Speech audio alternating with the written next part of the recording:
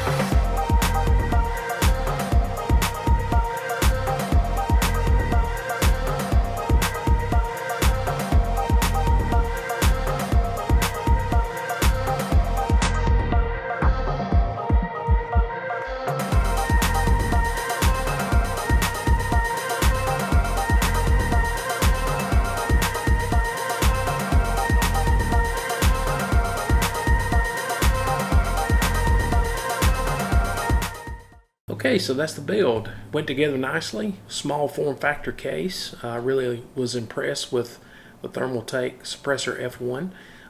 This one is kind of a sister to the Core V1, which we'll switch over here and take a look at this one. This was the case I originally wanted to use right here. It's perforated in the front, and the one that we used, of course, is solid in the front here. But as you can see, the case is identical, even down to the 200 millimeter fan that's included. And then you can move these, the top, you can put it on the side if you want to, just like with the other one. But the case was really, really nice to work in. Had plenty of space. The only thing that was a little bit of a challenge was all the extra cables down in the bottom where the power supply was, and that was just simply due to that was a non-modular power supply. So just pulled out what we needed, strapped the other ones up, tucked them in the bottom, and it worked out great. The only other thing that I had an issue with on this build was with the included Wraith Stealth cooler that came with the 2400G. With this motherboard that we use, the MSI 450i, this is an ITX board.